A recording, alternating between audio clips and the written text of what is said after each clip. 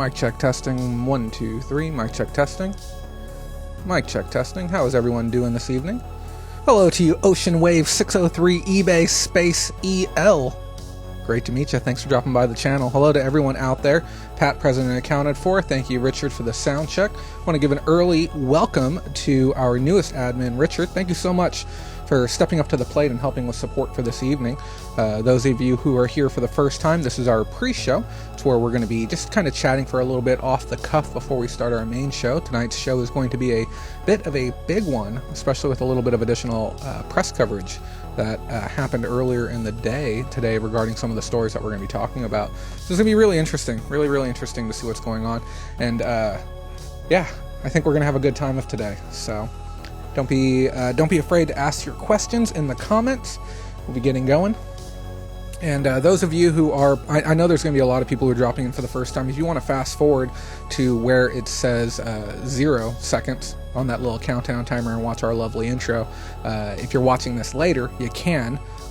As of Sunday, September 22nd at 3:50 p.m. Pacific Standard Time, we are live right now to clear up any confusion. So, yeah. This is going to be an interesting one. I hope everyone's having a wonderful day out there. Let's say hello to some lovely people in the comments right now. Let me switch my mouse on over. I've got a mouse operating 2 computers, so if you see me looking down and trying to figure out what I'm doing, that's what I'm doing. We got FGS in the house. Thank you as always for dropping on in. We got Money for Mars. Pleasure as always. Thank you for coming on by. Pam's Flip Play, one of our other admins. Thank you to you as well. Future Fortunes, pleasure. And just so you guys know, I will no longer be using actual names when I mention names. I had gotten a comment regarding that. So if your YouTube name is different than your real name, I will be referring to you by your YouTube name here on YouTube, just for anonymity and security purposes. So however you want to be referred to, just make sure your YouTube name says that. Beth Bryant, hello to you. Thanks for dropping on through too as well. Pat, pleasure and accounted for. And Landshark Picker, thanks for dropping on through too. Oh, we also have Lisa C in the audience. Thank you, Lisa, for coming on by. I appreciate your some of your comments that you had earlier. I think tonight is going to be an interesting one. It'll be a good one. We'll see what happens. We already got our first dislike of the night. Thank you. And I'm not even salty about them anymore. I'm just kind of excited that people would take the time to just pop on by and tell me hello. It's so nice of them. Hello to Mindy as well. Pleasure as always having you here. Guys, we're 8 minutes away from top of the hour where we're going to be starting our show for the evening. And as always, if you have any questions, don't be afraid to ask them. This is our off the cuff, just kind of hanging out moment right now. And then we're going to get into the heavy stuff. So those of you watching me and just wondering what the heck's going on, tonight's show is a big one because we're going to be talking about the ad blocker and promoted listing and the debacle and basically, I guess, figuring out what we're going to do, what everyone as a whole is going to do. So, yes, they definitely do care. It shows how much they care. So it'll be a good one tonight.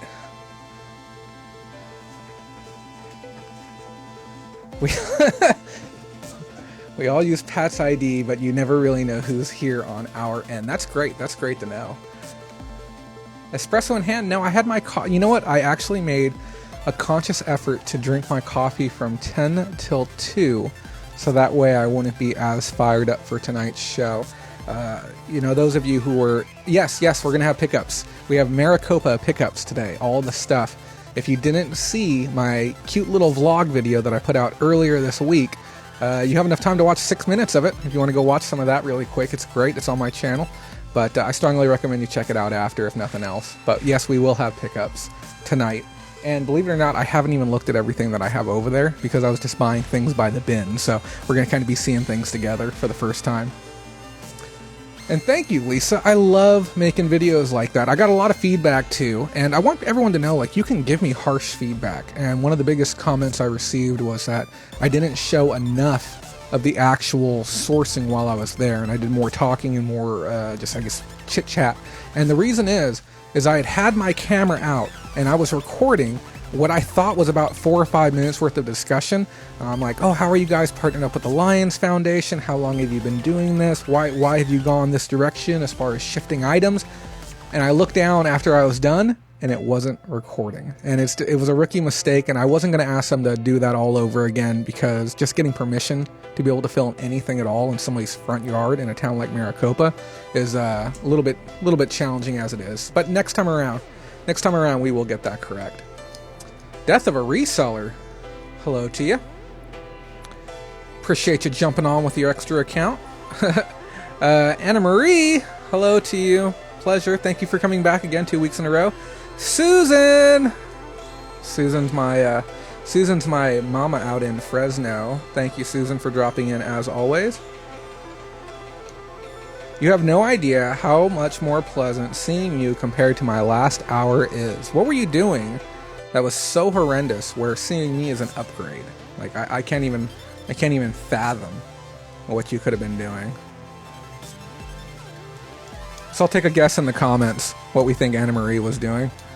Taking a history exam through Examity. Oh, ugh, God. You know, the worst test experience I've ever had was, I remember I was applying for a job at a retail position. And I don't know if it was like a Walgreens or a UPS. It was some retail location.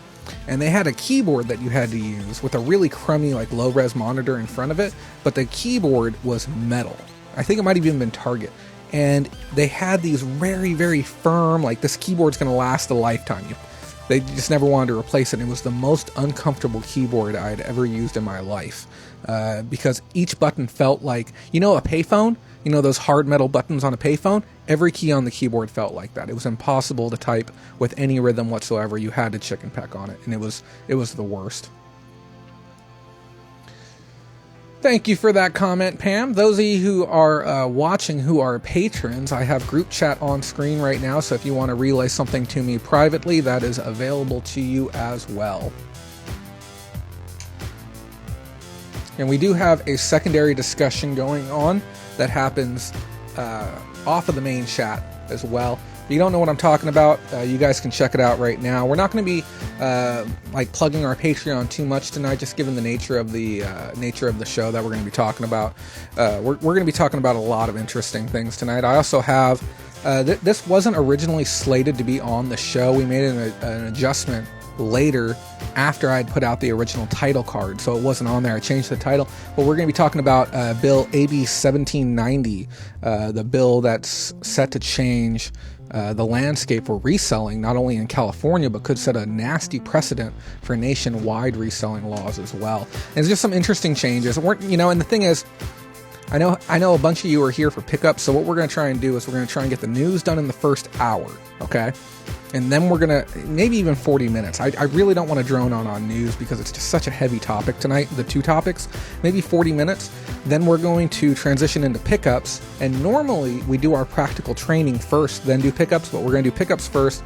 Then we're going to close out with practical training, followed by final thoughts. So we're going to be rearranging things a little bit. And we're going to see how everything's going for everyone. You keep downloading. I have no clue what that could possibly mean. If you mean I'm lagging, then you may want to check your connection settings. We are running 4,000 kilobytes with 0 drop frames tonight. Our internet is running very, very strong tonight. So if you are on a mobile device, you can touch your screen and then click the 3 dots in the corner and then select quality and change your video quality. You can go down as low as 240. Everything's going to look really grainy. And if you have a great device and a great internet connection, you can select 1080p. And then on a desktop, you're going to want to, you can do the same thing on a computer by the 3 dots, or nope, it's not there. It's not in the kebab. I don't know. There's an option for it on the computer. I got minimized screens right now, so it's a little bit tricky, but oh guys, it's our 2-minute jam. We're getting ready to get going. Hello to you, Donna, as well. Somebody go get Catherine Doherty, who is currently commenting on a post on the main page. If somebody could run a post and let the people of people of Facebook know that we're live right now, that'd be great. This is what I needed. I need to get into a good mood before the show started. And this is the same song that we used for the Maricopa vlog. And I just felt like it carried just a really, really good energy about it. I do hope everyone had a fantastic week. I do hope everyone's sales were amazing. Let's spread some positivity and joy tonight. Perfect Finds, a pleasure. Thank you for being in here as always. Those of you who are just jumping in right now, welcome to you all. Roger, thank you as always for dropping on through.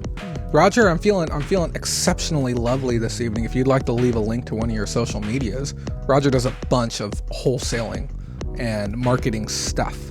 And if you're looking for somebody sharp to work with, this guy's pretty sharp, and he has a lot of SKUs under his belt. Not to toot his horn for him, but he's a pretty sharp cat. So definitely reach out to him.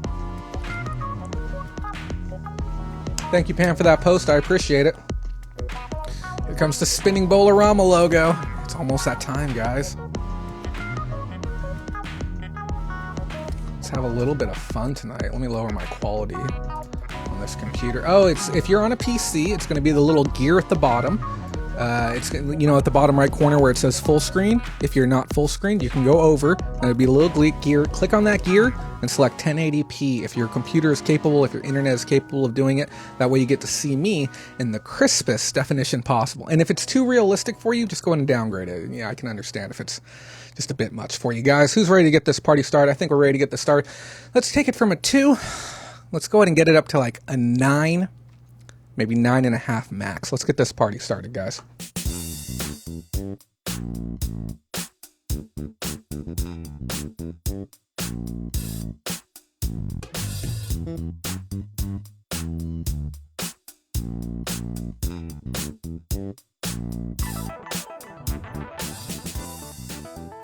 What is going on, guys? This is Jay Kraft with the Facebook group Bowl-O-Rama Pickers Lounge, coming at you live again from beautiful Bakersfield, California. Today is September 22nd, 2019, and we're here for another episode of the Reseller Roundup. I think we're quickly coming up on a year here on YouTube now. I think we're right around that mark, and I want to thank every one of you for taking the time to be here tonight, and we have a very, very important show in store tonight. It goes without saying why most of you are here, and I know some of you are here for the very, very first time, and I want to welcome all of you for taking the time to be here.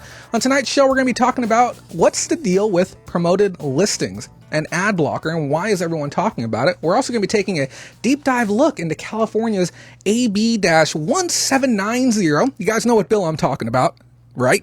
The California Reseller bill, the one that might set the precedent for reselling across America, and I'll explain why I feel so confident in making that statement. We're also going to be taking a look at my pickups that I got from Maricopa. If for some reason you missed it, I put out a vlog this week, and I have a pretty good suspicion that you did miss it because only 240 of you went to go watch it. And it's a fantastic little vlog, a little bit of motivation to get your week started. If you haven't seen it, I recommend you go check it out tomorrow morning. And I'll tell you another reason why you might not have seen it is if you forgot to subscribe to the channel and maybe click on that bell next to it to get notified when new videos go up. Yeah, make sure you do that. It was a fun video. I enjoyed doing it. And then after we take a look at our pickups, for the first time, we're actually going to shuffle things around.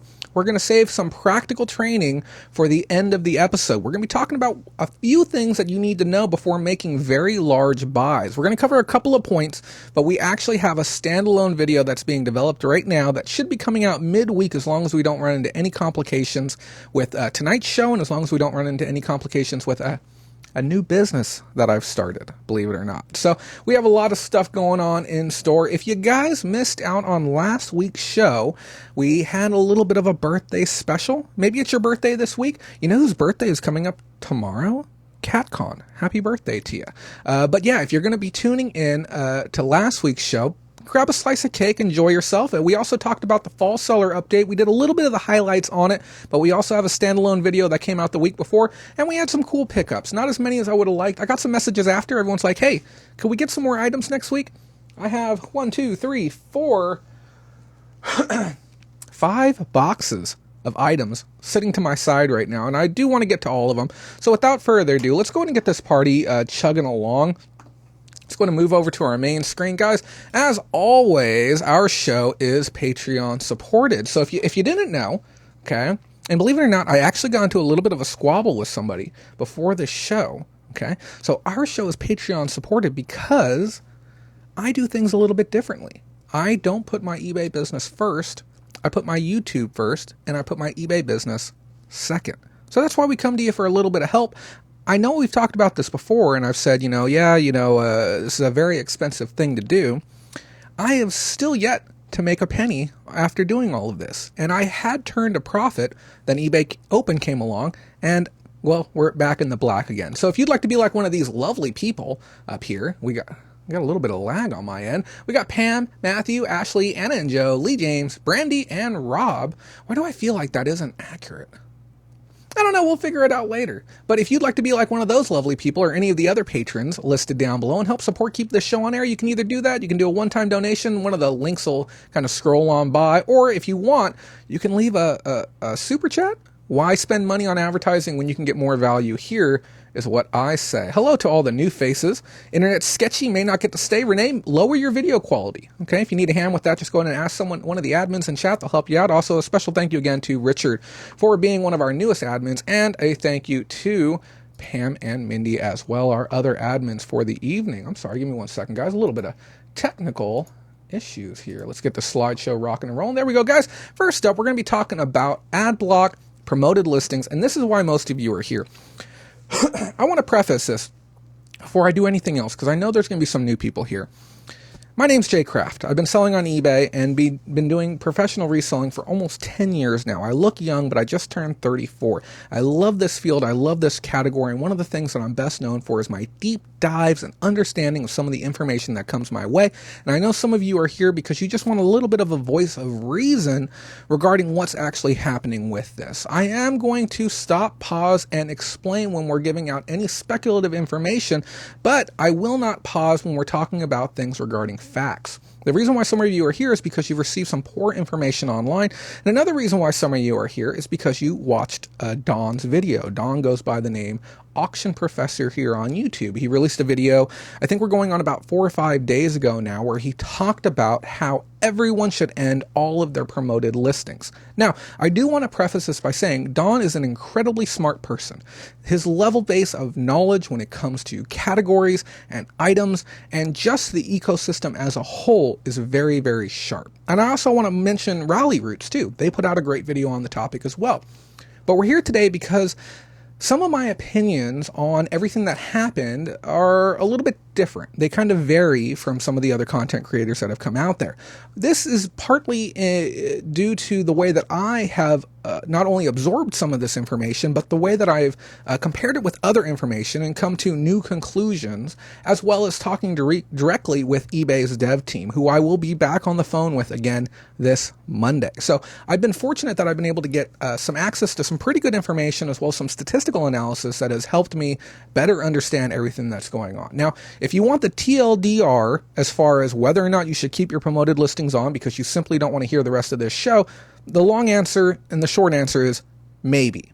It kind of depends on what you're doing and what your inventory is like. But those of you who are here right now who, for some reason have been living under a rock and you're unfamiliar with both ad blocker and promoted listings, we're just going to kind of do a quick step back so that way everyone kind of understands what we're actually talking about. Ad blocker is a utility that allows web browsers to be able to block advertisements from showing up on their screen. Now, sometimes when we think of advertisements, we think of banner ads, which is like your classic, 2003, you used to see the banners and it was really annoying. And then we ended up getting sidebar advertisements and then pop-ups and then pop-unders, which appear underneath of other windows. And you guys know which sites I'm talking about when I reference pop-unders. They show up all the time. So an ad blocker's purpose is to be able to block these ads. Okay. And there's a whole host of different companies that produce ad blockers, but the one that we're really going to be talking about is Ad Block, which is the standard one that's available through the Google extension store, and it's the one that most users are using. And most of these examples that we're talking about and the ones that have been seen online are from users generally using Google Chrome, which is a browser to be able to surf the internet, and they're using Ad Block. It's one of the most popular downloaded ones across all platforms, and it's the one that we're going to be talking about almost exclusively for today. Now, can you get the same results with other ones? Sure. Okay. So the reason why this is a problem is because ad blocker has been shown under certain circumstances to be actually blocking promoted listings. Now, a promoted listing is where you pay eBay a little bit of extra money, and what they do is they put your listing in a prominent position on screen or on the actual search to try and encourage the sale along. And when that sale does happen, you pay them a little bit of money because of that. Some of you are using this, some of you have never heard of it, but that's basically what it is. As Devin Wenig puts it, you're exchanging a bit of revenue in exchange for more velocity or sell through faster, okay? Like I said, tonight we're going to have a little bit of conjecture, but we're also going to be having some very hard information. So if you look up here, we actually have a chart. And this chart is a very interesting one because, let me make this a little bit bigger here on my screen. I should have just thrown it in. So what this chart is showing is the actual prevalence and usage of ad blocker. And the reason why we have to talk about this is because we need to understand what percentage of customers coming to the eBay site, not only, and there's so many points to understand here, and frankly, it's beyond my mathematical capabilities. What percentage of, and I also don't have all the numbers, and I'll explain why. What percentage of users that, 1, use the internet, 2, shop on eBay, 3, have an ad blocker installed, and 4, here's the biggest caveat to it all, has clicked on the ad block button, clicked on the gear setting, gone to your preferences, and then clicked on the option that says remove your non-intrusive ads, which I refer to as inline ads. So you can have a web page that looks normal, like an Amazon page, an eBay page, a Posh page, and within that page, there's going to be promoted ads in there. And they're going to look like normal listings, and within the case of eBay, it's going to have the little word sponsored on it. And you can see it here. If we look back at the other slide, you see that little magnifying glass. You can see that it has the word sponsored behind it. That's what one of those sponsored listings looks like.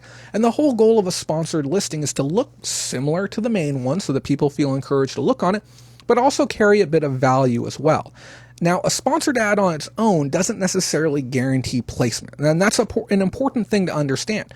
I also want to make something clear, too, that just because you have paid for your listing, whether you've paid 20 cents on a high-volume account, or whether you paid 50 cents for a standalone, or whether you paid for your picture pack, or even if you paid for promotions, okay, you are not guaranteed placement on eBay.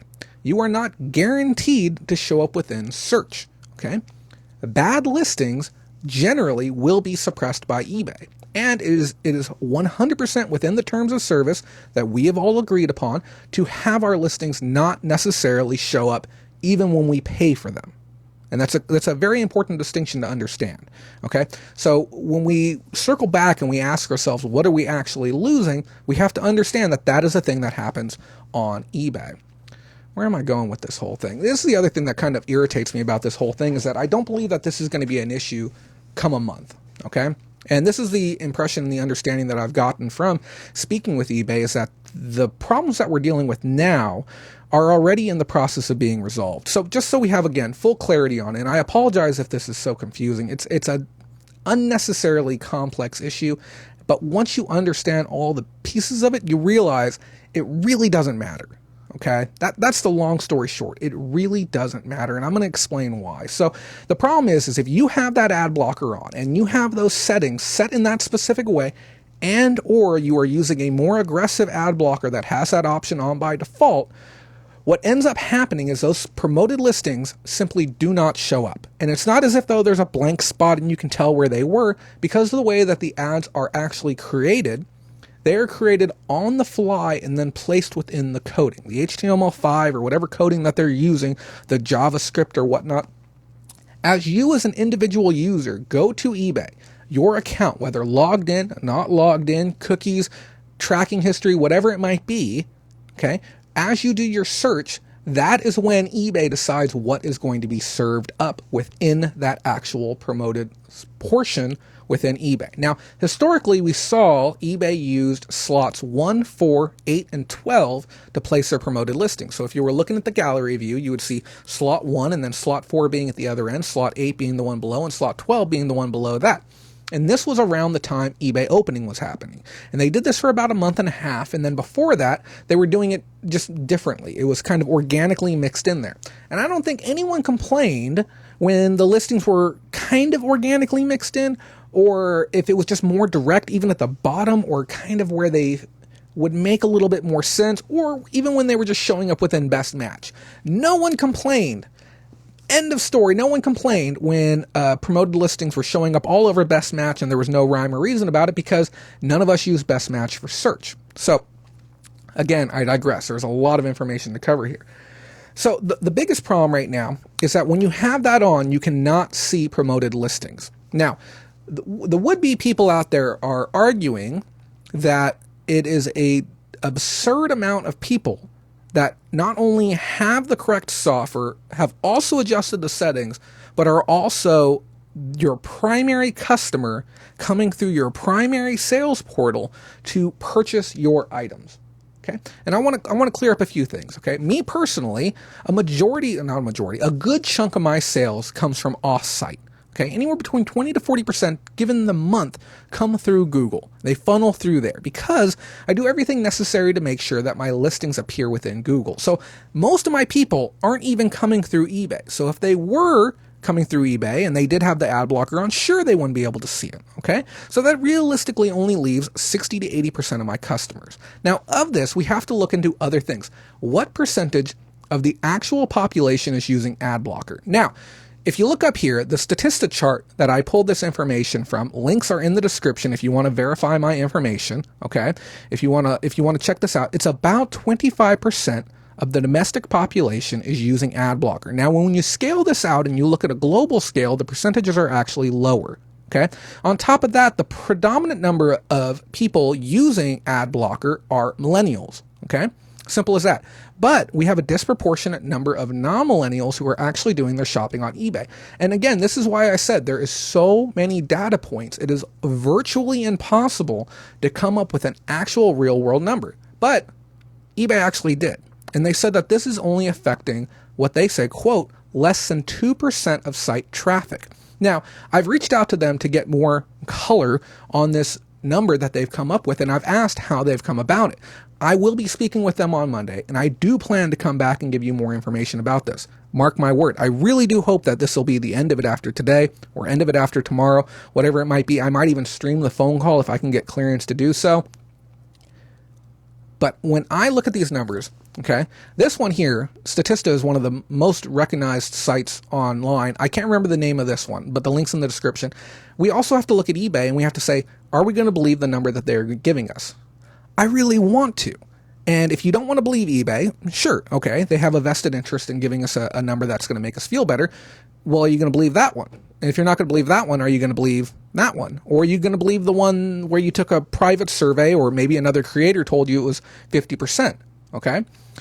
It's very irresponsible sometimes to be doing this. So like I said, we also need to understand if this aggregate number that they're giving us and saying less than 2%, if it's looking at total site impressions, because they have 500 petabytes worth of data that's going through the site. Are we looking at all data or are we looking at unique traffic that's coming through, right? To be able to argue that 50% of people using computers have also clicked this setting. And I also want to stress one thing.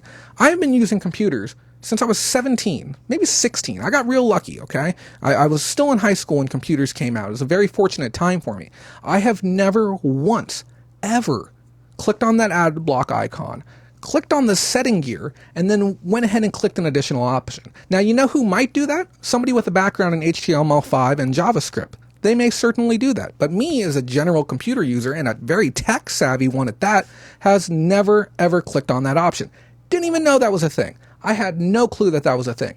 And I'm going to argue that a large percentage of the population who has ad block has no idea that that's even an option. Now, I want to let you know, guys, we are taking questions in the comments, and we have more information still. I'm not even done scratching the surface. I just want to read some of these comments real quick, too. How can you tell where they are coming from? I haven't figured that out on eBay. There is your back-end settings. You can see where you are getting. I'd have to pull up the options. I'd also received an email from eBay once that showed my on-site, off-site traffic as part of a seller. I don't know what it is, like a personalized seller newsletter. I haven't gotten one in a while, but I can see if I can pull up the archive one. And I think that's where I got my statistic from. Do sponsored ads show up once you sort low to high or any other variable? Yes, sponsored ads 100% show up. I also want to clarify one thing. Now, eBay said that they're going to fix this problem within a month. And I honestly 100% personally believe that they are going to do that. Why? Because, well, another company, a large company, one that I know you know, it's called Twitch. Twitch had issues with people running ad blockers on the site, and they have creators who do, we call it IRL or in real life content, people just streaming themselves, and then they also have a whole bunch of people playing video games, and people were running ad blockers, and when the content creator would press the button to run ads, their viewers wouldn't get served them. And what they do, they completely change the way that ads worked on their site, and they actually have them run in line with the actual original video production. So they became unblockable. To say that a company that handles 6.6% of all e-commerce traffic here domestically is incapable of solving a basic advertising problem on their site is foolish. Okay, the amount of money that they have rolling through that company, this is a blip on the radar as far as being able to get things sorted out. So again, I strongly feel that this isn't something that we're going to need to worry about moving forward. The big reason why people are upset is because the way that ads have changed on the site. Historically, we've always said that it was a fine idea to run your ads at 1% or do promoted listings at 1% on eBay because you were paying for, one, your promoted placement on the site, and two, an organic placement. So an organic placement would be if I'm selling this 2DS mechanical stylus on eBay and I list it up and I don't do a promotion and then that listing is just within search when somebody searches for one, that is organic placement.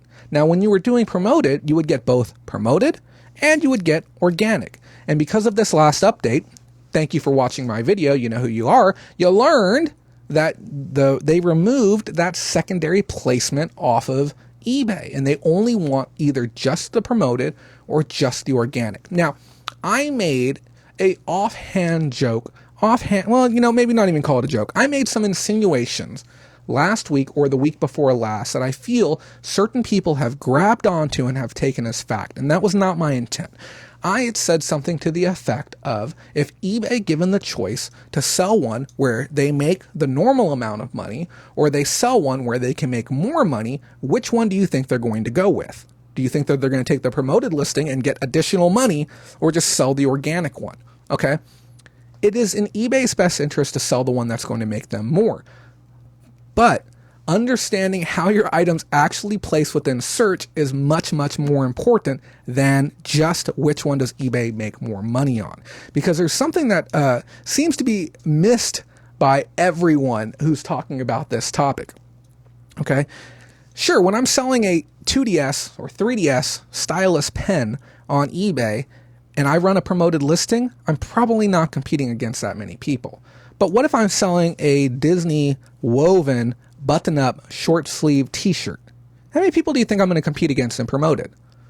5, 10, 500, 5,000? What about if it's a really, really popular item? What if it's screen protectors for a cell phone? What if it's for the brand new cell phone? Let's say the iPhone 11 XE Max Pro Edition comes out. How many people do you think have cell phone cases for that?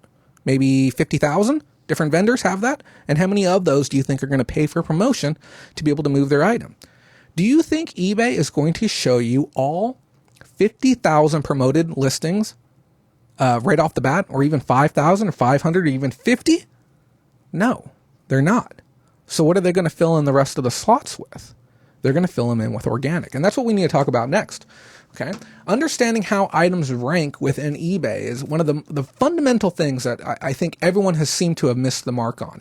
And if you look at this image here, you can see slots 1 through 5 now are the ones that are filled with sponsored content. Okay, and then if you scroll all the way down to the bottom, regardless of how many items you have display per page, it's like 16, 48, 100 and something, or 200, or 96 and then 200. Regardless of how many items you have display, there's generally, for the most part, no sponsored listings through the center of your search, but you will see it at the top and you will see it at the bottom. Now, obviously as well, they don't go in line. Okay, so you're going to see that even if you have price plus shipping lowest first, that's not how they're going to be displayed within search, because eBay is going to push those promoted ones through. So when we talk about placement, we talk about sponsor, we talk about ad rate, okay, we have a whole host of factors that determine whether or not you are going to place on that first page. Now, your ad rate, your trending ad rate, if I am paying for 15% placement and my competitor is paying for 5, who do you think eBay is going to prefer to place on the first page of search? Okay. So when we talk about promotions, we're not just talking about getting an impression. Okay. We're not just talking about just being seen. Okay. We're talking about being seen in more places. We're talking about being seen at the top of search within a heavily searched category. What is the search for on this one? Red shirt. Okay. Look at the 5th listing over. Okay. That listing right there. That is a high quality listing. It's a beautiful photo, white background, quality title, good pricing, free shipping, free returns, everything that you could possibly ask for. I can't see the tiny image. Let's just assume it's all there. But eBay is going to prefer listings that hit a lot of the key things that make a listing good. But one of the first ones, let's flush it out fully, ad rate. Okay, if you're willing to spend more money, eBay will happily take that money and in exchange give you better placement, and the frequency at which you show up within that sponsored placement will be higher. Every single day, I sell sponsored items and I sell unsponsored items. Okay, so if the idea was true that by having promoted listings, and promoted and sponsored is now interchangeable, the idea that by having promoted listings on, that I am somehow not going to be selling promoted items is absolutely foolish, and it's unfounded, and it's frankly irresponsible to make claims like that. It's irresponsible to tell people to end all of your promotions. We're going to explain why some of you should keep your promotions on and why some of you may want to consider turning it off. But the reason why I'm going to suggest that you turn off your promoted listings has nothing to do with ad blocker. Okay? And any amount of, I hate to say it, any amount of nonsense that you hear elsewhere telling you that ad blocker is the reason why your sales are impacted, it's not really true. Now, you may notice your overall site impressions have gone down, okay? But that again is not an indicator of the fact that ad blocker is the cause of your problem. Ad blocker has been an issue with sponsored listings since sponsored listings began. Okay? Ad blocker has blocked all sponsored posts with the correct settings set all the way back, a year ago? Year and a half ago when it first became a thing. Hello to everyone in the comments. I see you guys all out there. So, ad rate's important. Listing quality, we've gone into great detail about listing quality. Do you have the features that buyers want? Free return, fast and free shipping, alternate shipping options when need be, good descriptions, great titles. You're not stuffing in keywords. Do you have all the things that make a listing a great listing? It's eBay's job to ensure that people buy items. That's really it. So it's in eBay's best interest to place items forward that they believe are going to be likely to sell. Look at Posh. Okay, we've talked about Posh and how their search works before.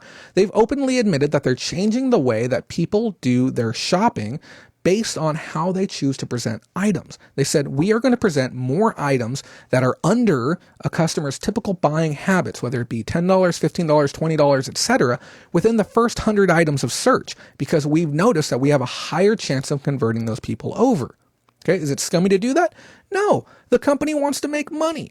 And frankly, we have to be part of the change that we want to see. We all want eBay to be a better platform. What's going to make eBay better? Do you think we should starve them of all the money that they've been making off promoted listings? Now, don't get me wrong. I'm not sitting here saying promoted listings is a fantastic thing. I have been hypercritical of promoted listings, and I've said for the longest time that we should be ranked based on the merit that we have and the quality of us as sellers. But at the end of the day, promoted listings does increase velocity for those who are willing to play ball. It creates unfair competition, but if you don't like it, make amazing listings. Okay? Because it doesn't matter. My 1, 2, 3, 5% means nothing. Okay? If you get that number 5 slot, that number 6 slot, that number 7 slot, or that number 8 slot. Look at all of these. These are gorgeous photos, great titles, using up their characters, no keyword stuffing, great options. They got watchers on them. Quality listings are going to get you high organic rank without paying that premium. Now, if you want to be like me and you want to be lazy and you don't want to offer returns, okay, no returns at all on my store, and you want to take pretty good photos, but you don't want to take super high quality photos, yes, I'll pay 1 or 2% to increase my velocity and guarantee that I get a little bit of action on my listings. It doesn't bother me at all. Next one, is your competitors' listings. Okay? It's not a matter of just what you do on your end. That's a very, very narrow scope. We see the same thing with global warming. People are like, oh, it's been so cool this summer. Global warming can't be a thing. And I always tell people you have to look at things on a global scale. If you only look at what's happening within your personal ecosystem, okay, then you're not going to have all the information necessary to make a valid decision for what you should do with your brand. So if your competitors are running at a higher ad rate than you, if your competitors have better listings than you, if your competitors have better pricing than you, or shipping options or return options, okay, they're going to get the sales regardless of your ad rate. Consumers want quality listings and a quality experience, okay? And you also have to look at the quantity and the type of items that you're working with as well. And then here's the last one. Here's the big one that, again, I'm not hearing anyone talking about, is we have to look at the unique buyer habits when we talk about one account to the next. When I do a search on eBay, it's going to be grossly different than the search and the results that you are going to get for the identical search. When I search for a red shirt, this is the first time I've ever searched for a red shirt on eBay. This is their chance. They got a chance right now to sell me a red shirt. And they're going to take all of my historical buying data to come up with the decision of which red shirts to show me. Now, if I have a history of buying Polo and Ralph Lauren and, Versace and Gucci and buying these premium brands, do you think they're going to show me a listing for Walmart.com? Do you think they're going to show me a $4.99 economy t-shirt? Now, what's going to happen is the promoted carousel and the promoted listings, it's going to show me things that are more tailored towards the type of items that I want, okay? And the same thing with the organic search that's going to fall below it, okay? So it's important to understand that it's going to boil down to a lot of factors as far as what is going to be shown within there. So now on the topic of, should I keep it? Should I keep my promoted listings, okay? The question I have to ask you is, what type of items do you sell online? Now, certain people, not without naming names, you guys have some really unique stuff, okay? I have unique stuff. I have odd items on my eBay store, okay? I'm a brave guy too. Stores.ebay.com/Fresno Cheapo. Go check out my store. And while you're at it, okay, I really must stress this. I put my YouTube channel first. Look how bad my sales have been over the last 90 days compared to where they've been over the last year. It's because of how much time I drive into this program, okay? Be mindful of that. Be mindful of the creators who put this before their own dang store, okay? Because a lot of them, they're doing it the other way, and I'm not going to knock them, but you guys come first. Okay, so with my unique items and my oddball stuff that I'm selling online, it really benefits historically to have those two placements on there. Okay, but because some of my stuff is so niche, I really don't have much of a reason personally to continue doing promoted listings, because a lot of the items that I'm selling, I'm really only competing against maybe 50 to 100 people at most. Some of my items, as you guys saw within our Facebook group today, I did a search on an item that somebody dropped off for me today, and one result showed up. Just one. Why on God's green earth would I consider paying for promoted listings when I'm in a hyper niche field? Okay. Now, let's say you're on the other end of the spectrum, okay? Let's say you're selling screen protectors, you're selling clothing, you're selling artwork, you're selling these kids' toys.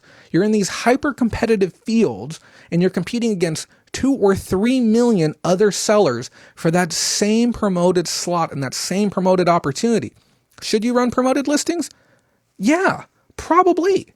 Because even if you only pay 1% and you have an opportunity to get a preferred rank, and remember, it's not just page 1, it's also page 2 as well, page 3, page 4. The sponsored listings go the whole way through. Your listing may end up on page 60 organically, but if you can pay 1% of your $10 sale, okay, give them a dime and get moved up to page 3, is it worth it to you? Right?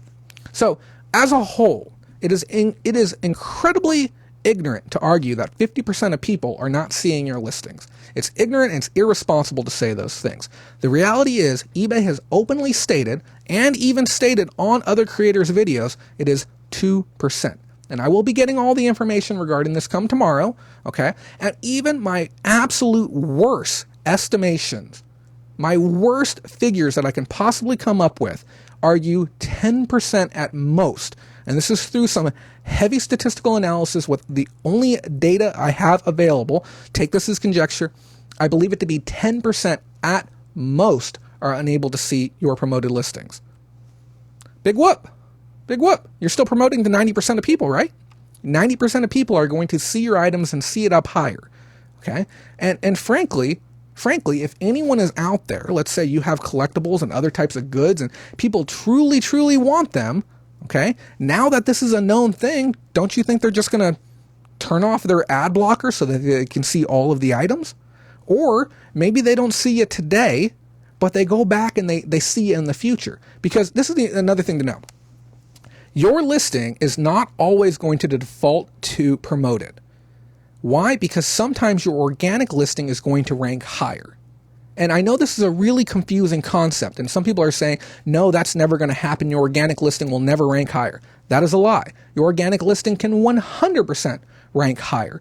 And the reason is if you look at slots 1 through 5, okay, and let's say all of these people are paying lots of money to be up there. I've seen some companies go as high as 50%, okay, to be able to get placement up there, like just stupid high numbers for their promotion to be able to guarantee placement.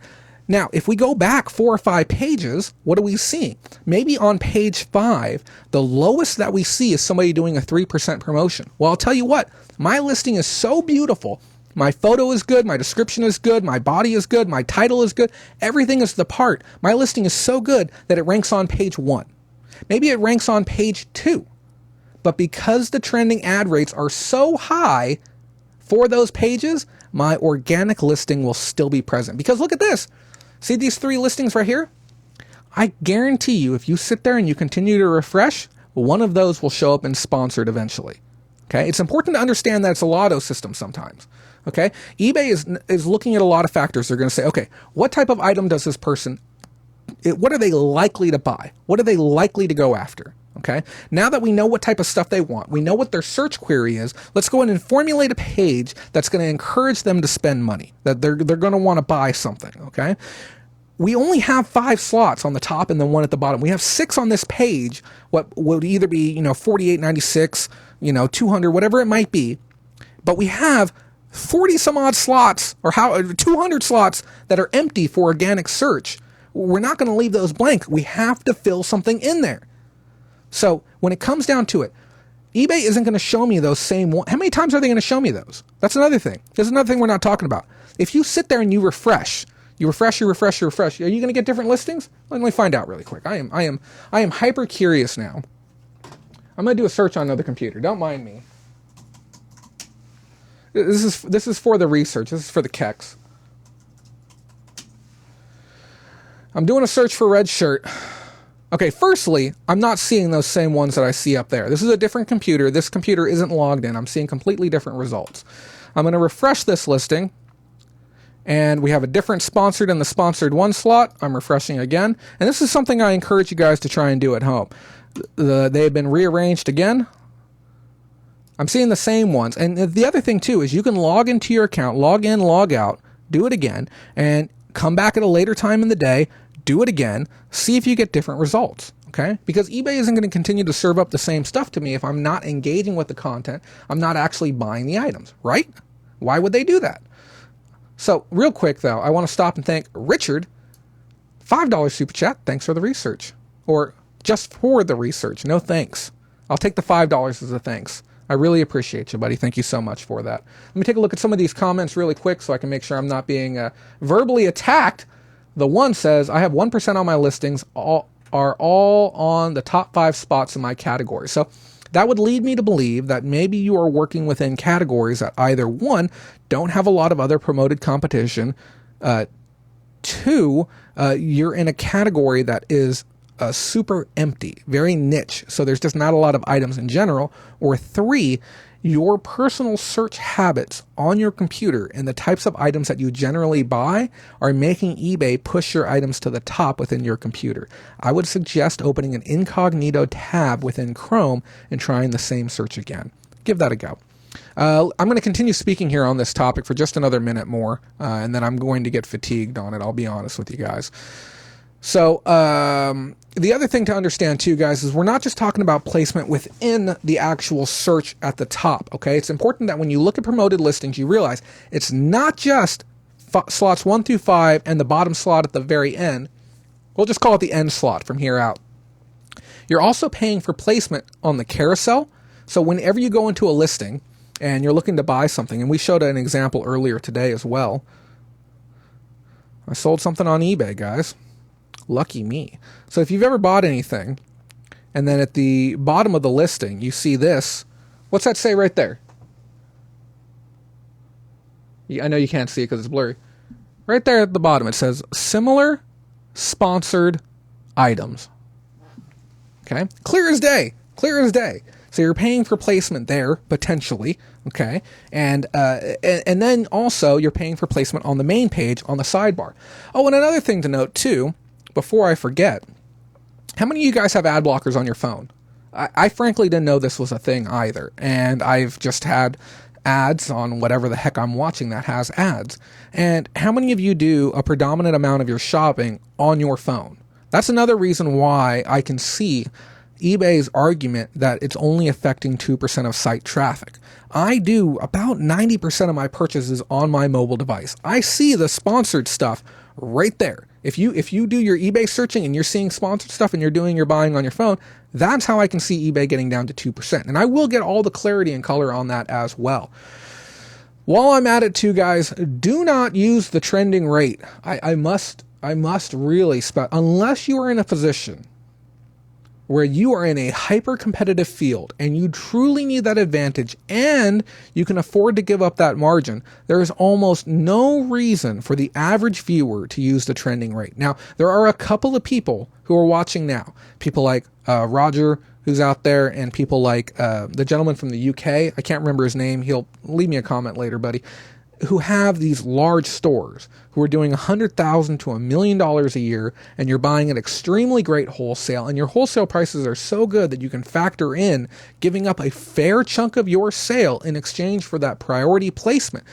You know, sometimes within certain categories, let's say things like belt buckles.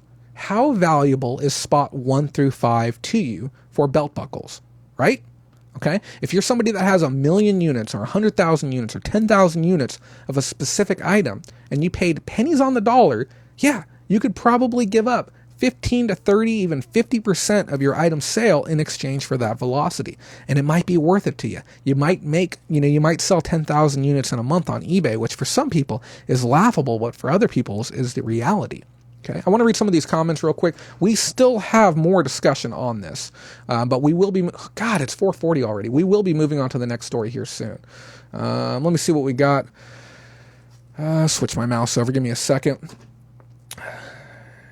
Anne-Marie says, nope, no ad blocker on my phone, and I'm on my phone for almost 100% of my shopping. I use apps wherever possible. I'm also a millennial. I'm a boomer. Yeah, that boomer gen. Yeah, the boomer gen represents the highest percentage of ad block usage here domestically in America, as well as in other key markets like China and Japan. Lisa says, it's interesting that the video recommending discontinuing promoted listings was done by a seller that sells mostly niche products. Now, you're referring to Don, the auction professor, and we talked about him earlier, and I have no problem saying his name. I was warned before the show not to. I really don't care. And here's the thing. It's not just a matter of reading information. It's not a matter of just reading the terms of services or just reading the community boards or just making a phone call and asking a couple of questions. It's a matter of what you do with that information after you receive it. How are you going to process it? How do you interpret it? And then how do you speak with other people about it? I really must stress this. It is grossly irresponsible to tell somebody to do something with their business that could negatively impact them. And while we're on the topic too, if you screw up, you own it. Don't delete your video and then act like it never happened and never make a comment about it. And then lastly, while we're going full circle, we will never put news behind a paywall. Okay? All of our news will always be free for everyone who wants it. 98% of our training is always free. Okay. And we will never put news behind a paywall where you have to pay to watch a show, where you have to pay to join our Patreon group just to be able to get, certain news stories. All of our news is always going to be free because it's vitally important. Now, those of you who want to pay a little bit of extra money and get some perks like, coworkers to work with, or you want to see private training that can make you thousands of dollars. You want to see what item I spent $4,000 on this week, you want to get a little bit behind the scenes on what's going on, sure, you can spend a little bit of money, but all of our news is always going to be free. I just want to stress that. Now, one other thing to keep in mind, one other thing to understand is promoted listings is eBay's cash cow right now, okay? Promoted listings was the most important topic spoken about during the Q1 and Q2 and last year's Q4 shareholder call regarding revenue. And they said that, at the beginning of Q1, they said that they had done $120 million in promoted listings. If I remember correctly, it's 120 or 140. And they said that they are on track to do $1 billion in promoted listings. $1 billion with a B dollars in promoted listings this year. And I remember saying how disgusted I am with that number. I still am. It's a heck of a lot of money for them to be making off their own sellers. But they're not going to give up this cash cow over some dumb ad block issue that's only affecting 2% of the people on the site. Okay? And even if we just go to the extreme point and say it's affecting 10% of them, big whoop. 10% of customers who are doing shopping have done something on their own to where they can't see items that are available for sale. Big whoop. eBay is going to fix the problem. They're going to get it sorted out. And this is going to be old news, the fact that we even have to talk about this. Okay. And Anne-Marie, you actually stole the words right out of my mouth. I have it here as well, that this is right on the heels of the PPC or the CPC, however you want to phrase it, the cost per click or the pay per click advertising that's right around the corner. We're going to see this coming at the beginning of 2020. It's slated on the calendar. It's something that's coming out this direction to where you are going to actually be having the opportunity to pay for super preferential placement, like premium placement, where you get charged just for somebody viewing your listing. Okay. I want to give a personal thank you, to the channel Rally Roots, who had the opportunity to speak with the one of the members of eBay. He created a video where he talked, the community manager. He had a half-hour discussion with him regarding this issue, and I did pull some reference information from his video, and I do want to give credit to him. I appreciate you doing that. I want to also say this, and this isn't in relation to him, is be mindful of some of the advice that you get online, guys. There's a lot of bad advice floating around out there, and if you take bad advice, understand, okay, that it can negatively impact your business. We're not going to sit here and concretely say, do this, unless we have all of the necessary data to be able to sit back and say that with a reasonable certainty that this information is going to benefit your business. Some of the items that we have back here on my shelf, I've advised other people within our community to buy. I said, buy this item, it's going to go up in value. Okay, invest in this item. And I've told every single one of them, I said, if you buy this item and it turns out to be a dud, I'll buy it back off of you for what you paid for it. And some of the items I say you can buy $1,000 worth. Okay, you can buy $500 worth of this or $1,000 worth of that. And if it defaults, I'll buy it right back off of you for what you paid for it. And I'm willing to take that risk. Okay, I'm willing to mitigate your risk on my words because I feel so confidently in the things that I'm saying. So certain situations like this will give you an advisory statement where we say we believe it would be in your best interest to continue running promoted listings if it is benefiting your brand. If your brand isn't seeing a benefit from it, there's probably no reason to continue doing it. But if you feel you are getting a benefit from it, whether you're looking at your impressions or your click-through, keep doing it. Okay, and if you feel like you're not getting benefit from it, stop doing it. Okay. And if you're worried that this ad blocker thing is going to be something that's going to negatively impact your business, look at your analytics. Okay. Go all the way back and see what type of impressions you were getting before. But just remember, okay, you don't notice. No one notices. Okay. Is it ad blocker why my sales are slow? Okay. Is it because we're too far away from a holiday? Is it because everyone spent all their tax money? This is the thing with eBay. We've never really understood why some weeks are so great and some weeks are so bad. And to be able to sit back and say, oh, no, I know exactly what it is this time. It's this. And pin your finger to something, it's a little foolish in my opinion, because there's so many other factors and variables that go into it. At some point you have to take on board what's being told to you, and you have to take some of it as fact. Beyond creating great listings and putting up quality items, we don't have much control over the market as a whole. There's millions and millions of people competing with us across tens of thousands of items and categories. It's absurd. The reason why most people are upset about this, and I'm going to try and use this analogy, is imagine you are going to go up to bat and you're going to play a little bit of baseball, and you get up to the plate, okay, and they hand you a bat, and you've never seen one of these before, and you kind of got a basic idea of how it works, and you said, okay, you're going to have to leave here, and then you're going to have to come back here. Leaving here being listing an item, and coming back is getting the sale. But you've been given no information as far as what is necessary and what the rules of the game are to be able to leave and then return again. Okay? I think that so many people are upset about this is because we don't understand how search fully works. And frankly, for good reason. It's proprietary information. When people were able to crack how Google's search algorithm worked, when you saw hundreds of thousands of SEO companies crop up overnight, all fighting to be able to get your listing into that number one spot within Google search. It was wildly valuable. Okay. If eBay was to give up Cassini, their search engine, and explain how it works to everyone, it could undermine the strength of the site.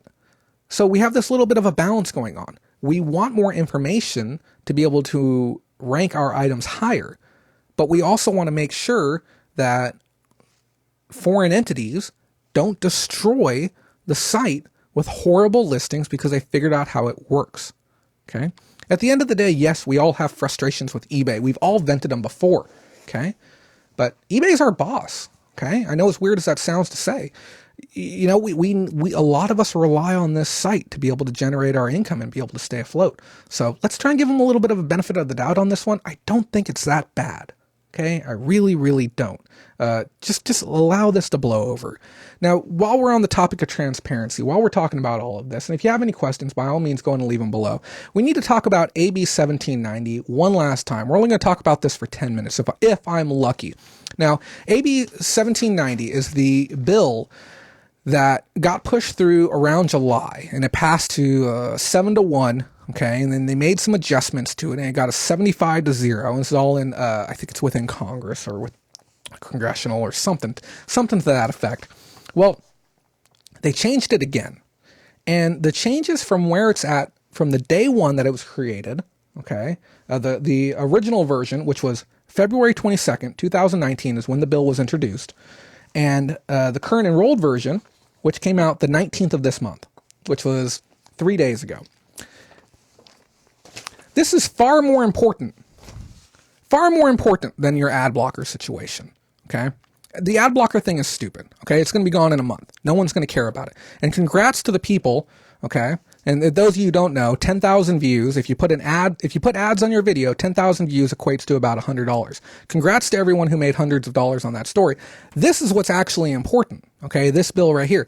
And why do I say that? When we talked about South Dakota versus Wayfair, and we talked about the internet sales tax, when it was first coming to be, I said this sets a dangerous precedent for internet sales tax across America. I said, call your congressperson. I called 15 of them. I said, call your congressperson. Tell them you want to put a stop to this. Get involved with eBay Main Street.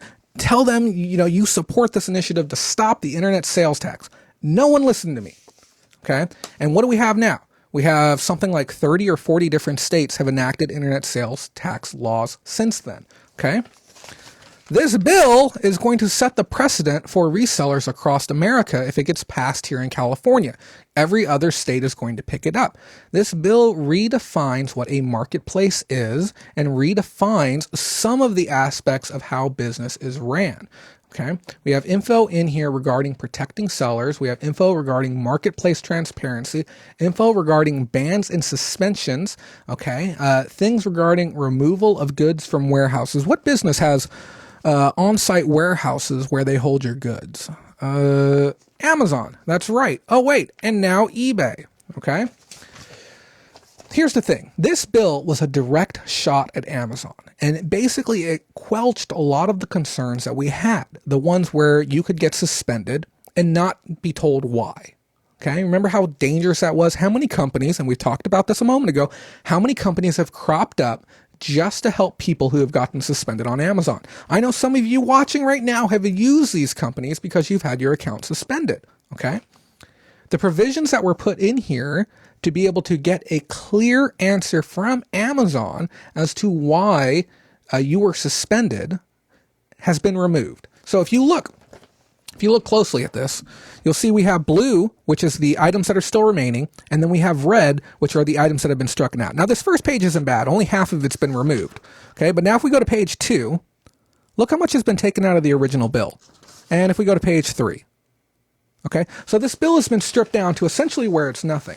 And the other thing that I find incredibly interesting about this bill is, as I said, this bill went after Amazon and the fact that they are essentially building a monopoly currently. And if those of you who are unfamiliar, Amazon controls currently 40% of all e-commerce traffic.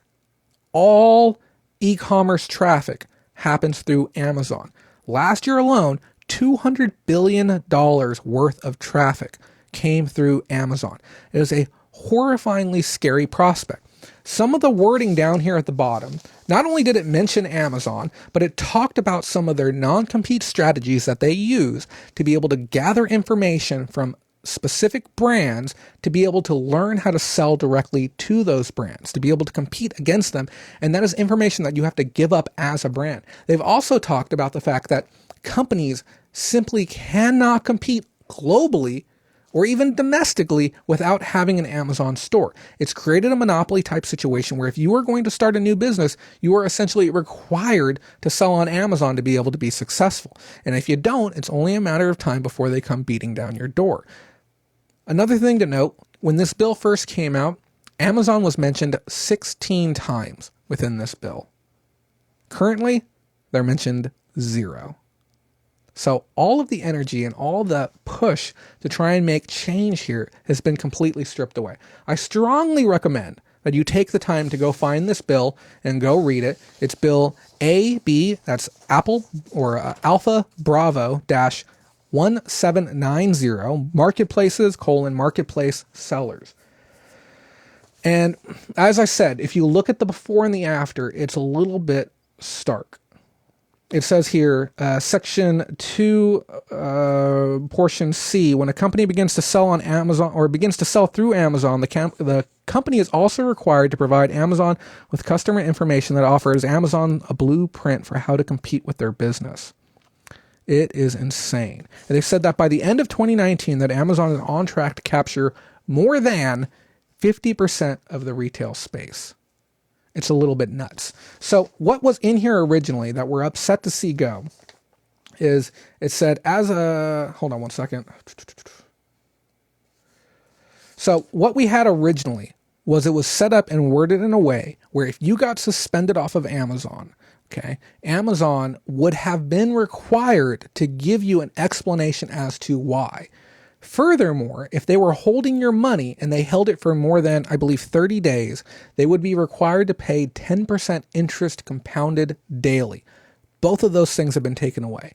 Now, it says that if they must issue you some type of notification unless without disclosing information that would result in the disclosure of any proprietary, confidential, or trade secret information, or disclosing information that would hinder any investigation or prevention of deceptive, fraudulent, or illegal activity, describe the facts and circumstances that led to the decision unless the marketplace reasonably believes that given a written statement of reasons could negatively impact the safety or property of another user or the marketplace itself.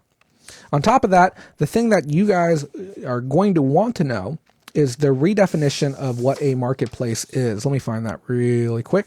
And this is the one that I'm kind of worried about. It says a marketplace means a physical or electronic place, including but not limited to a store, booth, internet website, catalog, television or radio broadcast, or a dedicated sales software application that sells or offers for retail sale services or tangible personal property for delivery in this state and has an agreement with a marketplace seller to make retail services or tangible personal property through the marketplace, regardless of whether or not the tangible personal property or the marketplace has physical presence in the state. Again, nexus.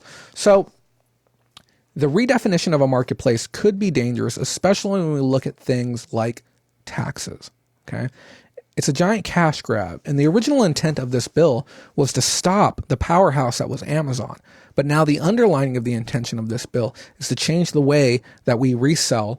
And once we have parameters like this in place, where we have something on the record, any bill, even if it was just that one paragraph that got pushed through that redefined what a seller was, now we get put into a position where they can say, oh, if a seller does more than $5,000 in a given year, he's a full-on business.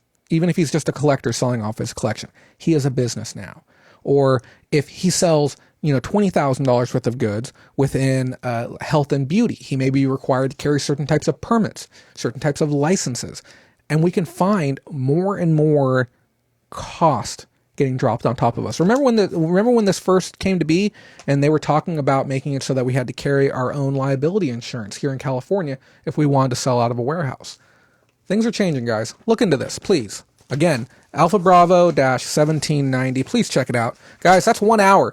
I'm not giving you any more news tonight. I'm over the news. I hope you enjoyed that information. We're going to take a look at some toys and junk and stuff, and we're going to wind down a little bit. We're going to have a little bit of fun, I suppose. Have a good time. Let's take a look at some of these comments really quick. Sean Herrick sending me a private message. Somebody tell Sean I'm live right now. God, tell him to come say hello. Does he forget that I do a Sunday live show? Richard says, join up. Our group is amazing and everyone chooses to try and help with any question you may have. We really are. And you know why? It's because if you come on there and you lie and you deceive and you mislead people, we ban you. We just kick you out of the group because we got no time for that. Pam says, we want a fair playing field on a whole. I think that's what it is. We want everyone to be able to compete evenly and equally. Anne-Marie says, they are Borg of the e-commerce. We are Borg. I'm curious if they left in the liability insurance bit that does concern me. No. As far as I know, they removed it. So the bill has been stripped down. It's maybe a third of what it was originally. But here's the thing. It can get changed again. It really doesn't mean anything at this point. And I really thought that we had come to a full consensus on what the bill was. Let me see if I can get Sean over here. Tell him I'm live. Give him a little bit of flack. He'll probably come drop a couple of bucks. So guys, who wants to see some items? And I do want to say this again. If you missed my Maricopa vlog video, I'm going to be honest, play it in the background. It's got cool music. You can hear me talking about nonsense. It was a fun one. I really, really enjoyed editing it. I someday would like to get to a point where I'm just telling you stories. I'm going places and we're having a great time together, and maybe I can get away from some of this nonsense news. That would be the greatest thing ever.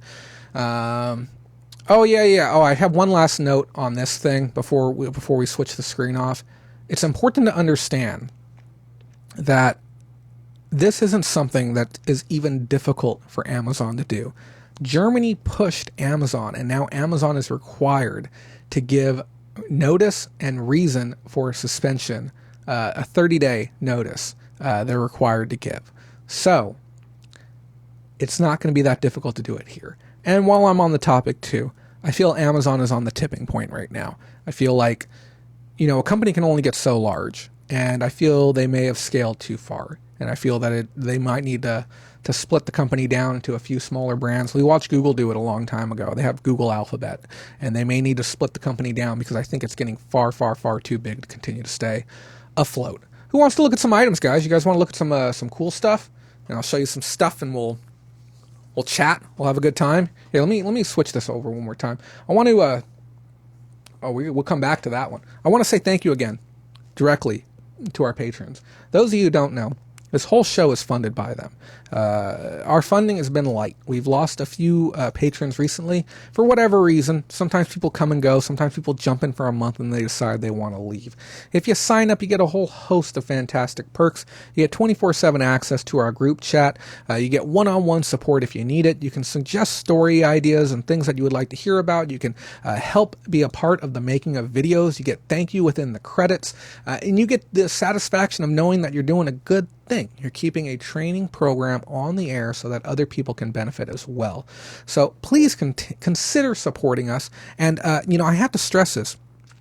We don't beg for money here. We just ask for a little bit of help. Okay? That's all it is. You scratch my back, I scratch yours. Okay? It's just my job is to make sure that you make money. And if you're making a lot of money, then go in and give me a buck. Give me $1. But if you're not, keep your dollar. I don't need it. Go spend it on you. Okay? Thank you again to all of our patrons for helping make that possible. Let's go and switch back on over. Let's take a look at some items. Congrats to you, Pam, on that. Rusty says, scored a pair of 2013 inaugural year of off-white Virgil Abloh camo jeans. If you scored these, would you bin or auction there? There are no comps. Regular jogging camo pants sell for over $1,000. Well, here's the thing. That is a massive question. I'm going to give you a great answer for it. Go watch our How to Price Anything video here on YouTube. But the TLDR, go to your Terapeak account, look at the historical pricing data over a year. Okay, if there's none available right now, press the market. If they've sold for, let's say, 1,000, 1,200, 1,400, 1,300, another 1,000, another 1,000, okay, and you want to push the market, you want to say $16.99, $99, free shipping, screw it, go for it. If somebody really, really wants it and they don't like your price, I promise you they will send you a message.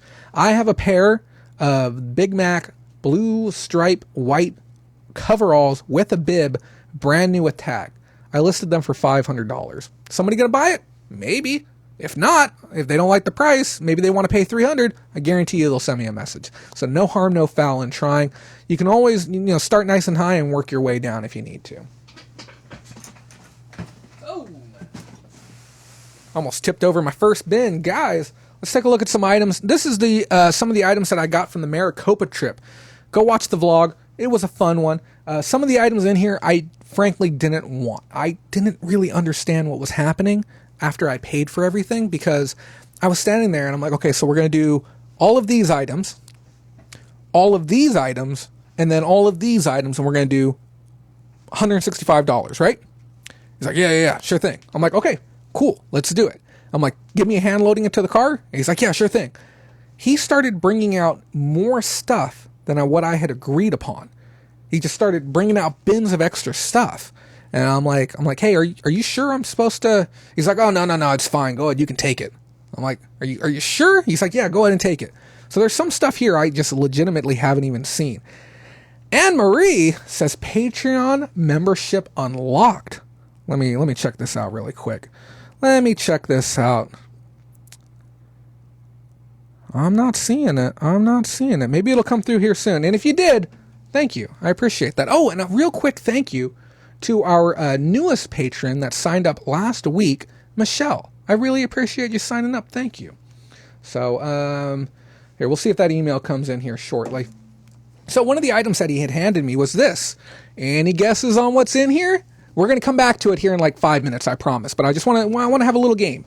If you can guess what's in here, I'll give you, I don't know, a $10 eBay gift card. All you have to do is leave your guess in the comments, and if you get it right, you get $10 Amazon or $10 eBay gift card. We're not giving our money to Amazon, we're giving it to eBay now. But while you guys guess on that one, we're going to take a look at this one. This is an item, again, that I didn't want, but like I said, he just gave to me. Inside of here, we have a Minolta camcorder dealy bob, and it has the remote too. Maybe there'll be some value in one of the side pouches or something. I generally stay away from these things. Oh, that's kind of cool. We have a wide-angle lens in here. Now, this could actually be worth a few bucks if it's something that somebody can benefit from. If you see these, honest to God, do your research first. Be mindful of how much you pay. There's some of them that go for good money, but for me, I look at those the exact same way that I would look at dolls. I just don't buy dolls because I've looked up about 100 of them, and maybe I'll get one that's worth something. I would rather look up a different category where I look up 20 of something and one of them's worth something. It's just easier that way. Cosmetic kit, bar set, hair dryer, camcorder, shoe shine kit, hair trimming kit, auto emergency kit, D&D figurines. That's a great guess. Oxygen tank, bowling bag. Let's see what else we got. These are some great guesses, guys. You guys rock. Oxygen tank. Yeah. So none of those are correct. Let's go and take a look at this item. I was frankly shocked when I opened it up. Last chance to get your guesses in.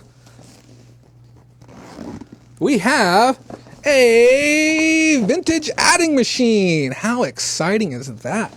So, let me get this out. At least that's what he told me it was. I haven't pulled it out of the bag. Yes, it is a Sears brand. Look at that natural faux wood grain. I love the clicks. Listen to this. It's that old typewriter click. Oh, yeah. I bet you this bad boy works. Now, it is completely smashed on this side, so I'm probably not going to get anything for it. But it has the catalog in here. It has the original bag. Maybe I'll get something for it. 1970s orange. 100%. 100%. Yes. It is a classic orange. Let's go and take a look at our next item. I'm happy for those of you who stuck around through all that the monotony that was our news. Let me scroll something over here real quick. Also, guys, if you enjoy our show and you want to get a little more hands-on, maybe on just like the Patreon and stuff like that, and you'd like to be a part of helping us get a little more exposure and a little more reach, send me a DM. You can find us on Instagram too. You can send a message there directly if you'd like to get in touch with us, but we're always looking for more people that can help our reach, paid and unpaid as well. We understand that certain things cost money. We're still looking for certain assets as well too. So I create all my own assets right now, but we're looking for some maybe some new original music, new graphics. We need a little help designing a t-shirt right now. I haven't had time to do it, and I could use a hand. So if you want to be a part of it, by all means, I got one of these. Guys, I've sold at least half a dozen of these now. And these things are so good. If you're and I want to remind you too, if you're a patron, you can buy any item I get at cost, okay? This was I think $1, and this is a belt buckle harness for your car. So if you have your doggy and you have him on a walk and you want to click him up real quick, this part stays hidden, okay? And then you just open it up, and then boom, you can just click your dog in the back seat, and he's not going to go rolling all over the back seat. These things sell for about $15-20 online. Very, very consistent sellers. Great piece to work with. I think I paid $1 for it at most. Yeah. It says Montgomery Wards. God, look how cool that is. M. Wards. We have a camera. So I don't think I paid for this one either. It's kind of falling apart. A little bit gross under there. I have a lens in here too. He gave me this. Oh man, look at this catalog. Look at that. There's just some cool stuff in here. I just love seeing old paperwork. Good old Yashica, right? When I think quality, I think Yashica. We got this too. I don't even know what's in here. Like I said, I haven't gone through almost any of this stuff yet. Looks like a flash. It's definitely a flash. Can I open this without killing myself? Bounce Master. I don't know if it's worth anything. Again, I got it for free. I know you guys like looking at stuff, so I thought I would show you all of this too. I hope everyone had a good sales weekend. Just for full transparency, my sales have been so bad lately. And it's genuinely because I haven't been listing. I've listed maybe 20 items in the last month. And part of it was that I got very much so overwhelmed with the convention. Part of it is I've been seeing someone new for about 2 months. Part of it is I spent $4,000 on Monday, $4,500 actually, on a single buy, which has consumed like 30 hours of my week this week. I stand to make $5,000 or $6,000 on this one buy. It's just a matter of time. I'm just going to have to bang it out. My living room is set up like a store right now. So if you want to see that, I definitely recommend you check out the video we have coming out later this week. We actually have the Yashica camera in here. It has its original case. It's one of those snap top cases too, which you don't see all too often. Oh, this is kind of cool. Very, very cool. Appears to be a little dusty. I don't see any lens rot. I don't see any scratches on the lens. Well preserved. You know, these cameras, they range anywhere from as low as $15 to, it could be several hundred, if not $1,000. Each one's going to be unique based on the model. This is a Lynx 5000, spelled just like the video game system. If anyone feels like looking it up, you're welcome to. But for free, I can't complain. And does that mean if I'm a patron and you didn't pay anything for it, I can just pay for the shipping and you'll send it to me? Yeah. That's what it means. But the caveat is you must keep it. You can't sell it. So we will ship stuff out to you if you want it. If it's something you're gonna enjoy, you're gonna love, it's something you want to keep for yourself, we'll give it to you for free.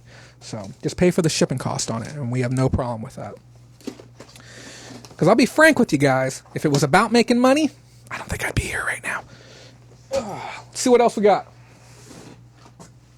Good old 32X. For the Sega Genesis console. Guys, do you know where the money is on these things? This piece sits inside of a Sega Genesis console, okay? The money isn't in this. This is like $15-20, I think. It's the cable that connects this half to the Sega Genesis half. Okay, the little connector cable. It's only about yay long. I've sold them for $35 before for the name brand ones. So you definitely want to keep your eyes open for those. Even go online, look at TerraPeak, look at historical listings, get a bead for what that looks like in your head. We shared a bolo within the patron group for a $225 toy, which is a very, very easy to miss type toy. So yeah, little things like that are good to know once you know what the cable looks like. The little Foster Freeze toys, those little figures, those ones, great bolo. No one talks about those either. So just lock in certain things in your head, and if you stumble across them at a thrift store, it's easy money. So let me see. Give me 1 second. I'm checking those emails again. We have a new patron. I want to give a thank you. I believe it's Anne Marie. But I can't reveal the name here on this end, but let's give her a thank you in the comments for being our newest patron. I really appreciate it. Your support does go a long way. And if you want to get with Mindy, you can send Mindy a message here on Facebook and she will get you set up with our group chat, and she'll get you set up with our we have a private page. We sometimes we post stuff. We have a little bit of fun. So if you can get with her, that'd be fantastic, and she'll get you taken care of. So we have a host of small electronics here. Again, this was something that was given to me. These PlayStation 1s, these minis, these things are actually, sorry for that noise, these things are actually really good money earners, and they ship very cheap. You can ship this out in a padded mailer. It's just about the size of a 1096L box. We were talking about that in the group earlier. These are great little money. They're about $30 or $35, especially if they're clean, tested, working. Even without the cables, you can get good money on these. I frankly think you can make more without the cables. And another thing to note, too, is those minis came with a special controller. You see how this one's much wider than this one? These white controllers actually fetch more money, so keep your eyes open for them. And it's not a lot more. We're talking like 15 versus 12. If you get the ones with the joysticks on them, you can get even more than that. They're going to be the DualShock 1 controllers. Those are good to have as well. Every now and then you're going to come across an off-brand controller that might actually be worth a few bucks. I believe this one's about 10 or 12. We have some damage to the center button, so it might even end up in the scrap pile. But again, it was free. And this is what an N64 transfer pack looks like. These are $15 generally, $12 at worst, almost all day long. If you see these are just a great pickup when they're free. They ship out first class as well. Let's get to some interesting stuff. So I went to a convention on Sunday, Saturday and Sunday, just this last weekend. So I had my Saturday-Sunday convention, and then the very, very next day, okay, somebody calls me and says, hey, would you like to buy 1,700 of this specific item? I'm like, fine, sure. And those of you who've been following behind the scenes, you know what item I'm talking about. I bought a stupid amount of them, but I immediately went right back into work mode. But at the convention, while I was there, I did take 20 minutes to walk the floor. Now, going to conventions, some people will sit there and say like, oh, all I'm going to ever see is convention prices, but it's really about how smart you're going to be while you're there. I went to a convention, the last one I went to, I picked up a meat wad from Aqua Teen Hunger Force, and I sold him for, I think, close to $80. I frankly wish I kept him. I hope I come across another one again. If you have one, I'd love to buy one for a good price. But while I was there, I came across this. Isn't this adorable? This is a Cubert trash can, okay? And I paid $5 straight up, no tax or anything for this. And it's in really, really good condition. It has the correct year marked on the bottom. It says 1983 on the bottom of the trash can. And it's a great one to get. The cheapest one available right now is $80 on eBay. If you look at Terapeak, historical pricing for buy it now shows it closer to about $30. There's a small chance that I'm going to clean this up and hug my competitor. I believe it's at $81 plus like $3.50 shipping. I'll probably do $79.99. Okay, and just kind of hug him and see what happens. And this is one of those things too. It's not going to take. I can shove all kinds of small items in here until it sells as well. So it's not even a big deal on that one.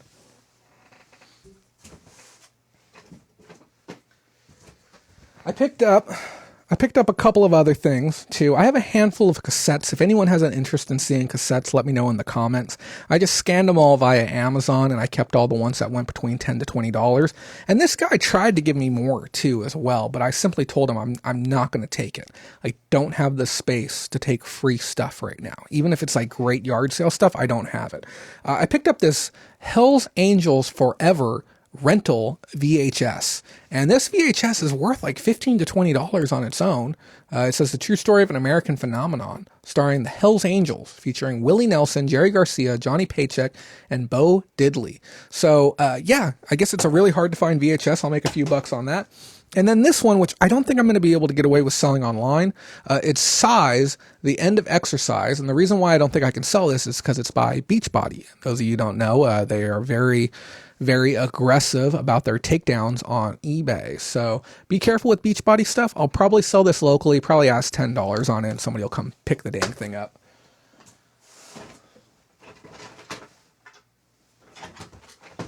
I've got animal parts. No, I'm serious. I really do. So I have carved antlers, and I think that there's a small chance that one of these, I don't know, they make the right sound. So we have a few different pieces. This first one up is for Roger. I know he's going to have an interest in this. And here, I'm going to have to pull it back a little bit because of the focus. But yeah. Carved antlers. We have this dragon, and I'll be frank with you guys. I did a little bit of research online. It looks as if though other people are selling it. I will have to check eBay's guidelines to see if I am allowed to sell it. And with all things that are art-based, it seems very subjective as to how much these things are worth. So this could be worth nothing. This could be worth copious amounts. I don't know. You guys want to see and I do believe they are real just based on the structure. So we have that one. We have this one, which appears to be two pieces.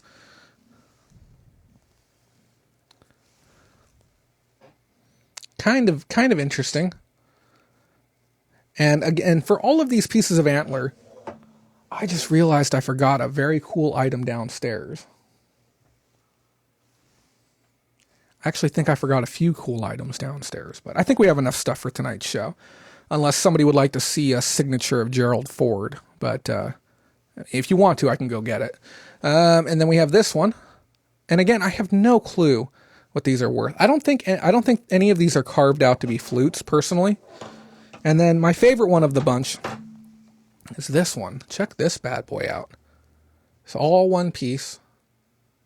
It's probably the best condition out of all of them. And if you know anyone that collects this type of stuff, let me know. I'll be happy to sell it to them.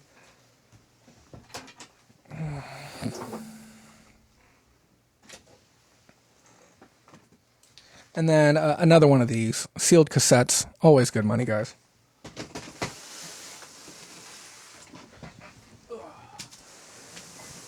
Let's take a look at a few more items.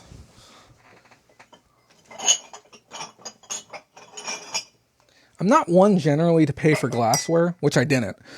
He wanted to sell these, but I got these really cool luau style tiki mugs. They say Bobby Badagu, the Champ, Lapu Lapu, which will be great for like maybe getting a little bit of information about it. Now, if you have a cup or a mug like this where you don't want this on there, this will generally come off with the magic eraser. You can usually attack this and get this type of print right off the front if you just want to sell it as a luau mug. So I actually got 2 of these bad boys. Odds are I'm probably going to try and sell them as a pair, and they're massive. These things can probably hold close to 20, maybe 22 ounces, maybe even as much as 30 ounces inside of these. So these are great mugs as well. And then I also got, you may have seen it from the video, I got this set of glassware. I don't know much about it. I paid $1 for the entire box, and I really like the way that these ones felt in the hand.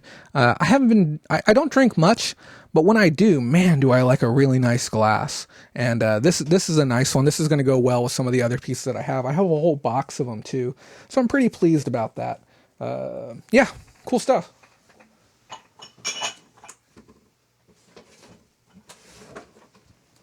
I have this too, my Polaroid briefcase. We got some vintage film, and before you get excited, this is almost worthless. It's about $12, but I'm hoping that the camera might be worth something. I got this for free. I don't even want to pull everything out. I'm just going to show you. You guys know what vintage cameras look like.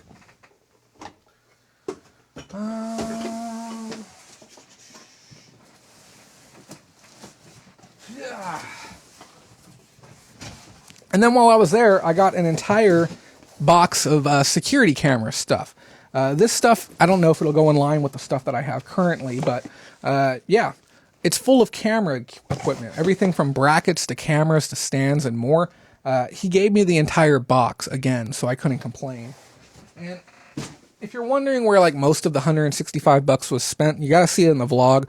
I bought a giant collection of video games, and 4 of the games essentially paid for everything that I got. So that's where most of the money actually went to. And then I also received a couple of sculptures as well. I picked up this one. This is a Frederick Remington, is what it says. Beautiful, beautiful piece. This cost me $5 while I was there, which I'm more than pleased to pay. Welcome to you, Anne-Marie. I see you made it into group chat. Happy to have you. Cool, cool piece. I picked up this one, which is unfortunately missing a piece there on the end, but she's very, very cool looking. Very pleased to have her as well. And this is a, I don't know what type of ceramic. Is that what you would call this? Great, great one. And again, this was given to me. And then this guy's really cool. Has a little bit of damage on him, which I don't think was there when I got him originally. And I do believe this is an unsigned piece. Oh, no, it is signed. Somebody wants to make out that signature. I'll be very, very happy with you. If anyone knows what that is. So maybe we got some money here. But unfortunately, we got a little bit of damage on him. Which is going to happen. I had so much stuff together, you know. Pam says smoky. And then I ended up getting, he gave me a box with like over 100 dog costumes inside of it. So we have everything from like small sweaters to full-on jackets for dogs. And he gave them to me. He's like, yeah, you can just take all those too. And I'm like, okay, cool. Here's a pumpkin one. Here's your dog can be a bunny of some variety. I don't know. He just gave me so much stuff. I frankly don't know what else is in here. I don't want to make a mess in here, guys. Oh no! Sorry, one of my lights is falling over.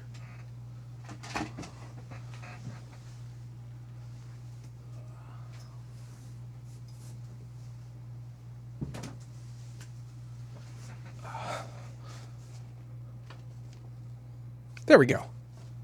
Perfect. So yeah, guys, those are the items that I got while I was out there. Nothing too particularly crazy, but I guess there were some interesting things, something a little bit different. You know, half hour Half-hour pickups. Yes, Susan. We got plenty of outfits for Dash. You can take anything you want for free next time I see you. I'm sure you'll be up this way soon. And we still have to talk about that November con that's coming up. Henry says, perfect time to list those. People are nuts about their dogs for Halloween. And yeah, and it's coming up soon. Yep. And then Beth says, my husband would disown me if I put a costume on our dogs. Beth, send me a DM. I will send you out some free costumes. Okay? And then I'm still wondering if that's a recast or an original. For which piece, John? Who's asking that? Anne-Marie. We can get you some images after the show if you want, but if you're interested in buying it, you can get it, have it for $5 for all I care. Here, I'll show you the signature. I'll let you look at it a little bit closer if you want. And let me see. I mean, I don't know if it's a recast. I don't think it's an original. I mean, the odds of me stumbling across an original would just be disgusting.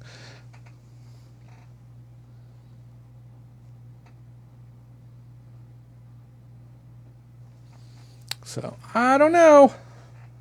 Guys. Guys, let's do a little bit more homework. Who's ready to work? Who's ready to do some more homework on the day, right? Right? So, we have a video coming out a little bit later this week where we're going to be talking about large buys. And no time is better than now to actually be talking about that, because guess what I'm looking for, guys? I don't know where it is. There's my chapstick. So, no better time than right now to talk about it, just seeing as how I'd completed a large buy very, very recently. And we have an entire list of things that we plan to speak about regarding it. And it's going to be a very long video. It may even be a full series because there's so much to talk about. But I wanted to touch base on just a couple of points. Now, if you have any questions, by all means, feel free to ask. And we're going to talk about this for maybe 10, 15, 20 minutes. Okay? It's because it's important to know some of this stuff. And if you have, like I said, if you have questions, don't be afraid to ask them. So when you're doing a large buy, it's very important to understand your plan of attack. It's very important to understand exactly what you wish to accomplish when you're going to be making your buy. What are your goals and what is the methodology that you plan to get through the entire process? For me, when I was working with a specific buy, it was a matter of making sure that I could safely secure the product. It was a sketchy neighborhood. I didn't know the person well that I was working with. Transporting the product seemed to have some logistical issues. And then from there, after I had the product, how was I going to go about sorting all this inventory, making sure that I got everything priced correctly? Was I going to need additional help to do that? And then one of the big things is understanding my sales funnel. How was I going to go about getting rid of this inventory? Every single day when I wake up, before I get out of bed, I stop and I plan out my entire day in my head. And we talked about this in the last video about how being a reseller is a very, very dynamic thing, and how a little bit of variety can be great, but you still need to make sure that you have a structure to be able to get through the day. It's very, very important. So I'll stop and I'll ask myself, what are the things that I would like to accomplish on a given day? And sometimes it can be, I want to get 2 loads of laundry done, make sure I clean the bathroom, list 20 items, go out with a friend for dinner, come back and start doing prep for the show. And I'll create those outlines. And that same type of planning is what's necessary for doing large buys. And I want to state this too. Don't be afraid to pull out a pen and paper and take copious notes about what you want to happen, okay? The second thing, too, is making sure that you understand the market. It's very, very easy to look at something and say, oh, yeah, everyone's going to buy these up. I can sell these quick, okay? I can have these all out of here in no time. But if you don't understand your market well, you can end up pinned down with inventory for far longer than you would like. Okay. With the inventory that I bought, 1,700 pieces worth of inventory, I don't even think I've moved 100 of them yet after 48 hours. And for me, that's very, very disappointing because I've brought back 700 of my $4,500 investment within the first 48 hours, and I was projecting to have brought back 1,000 within 24 hours. So understanding your market can be very, very important. And then sometimes you have to be a little bit dynamic. Sometimes you have to say my original plan that I've had to be able to shift some of this inventory simply isn't going to work. I'm going to need to restructure what I'm doing to ensure my success moving forward. That's one of those things we're going to go further into on our series when we pull it out. Our series it's going to be a very long one, most likely. And then the last one, this is something that you have to understand. And the reason I bring this one up is because there's another YouTube creator, and I don't know her name. You may have seen her video where she was, she was talking about, she got very emotional. She was crying on air, and she had talked about how reselling wasn't working. And don't do reselling, don't buy storage units, don't do this, don't do that, don't do the other. And for some, yeah, it's not going to work. Okay. And is that a fault to the person? Maybe. But if you do things correctly and you do things smartly, you're going to be fine, but you never risk the farm. You never invest more money than you can safely invest into a single buy. Okay. Each person's definition of what a large buy is going to be wildly different. Okay. If you have $1,000 to your name, okay, and a buy comes along and it's a single item and it's $100, you are investing 10% of all of your free capital into a single buy. Okay. That is a lot of money to get tied up. Now, if you're investing $300 or $400 out of your $1,000 that you have to your name, you are giving up 30 or 40% of your free capital on a single purchase.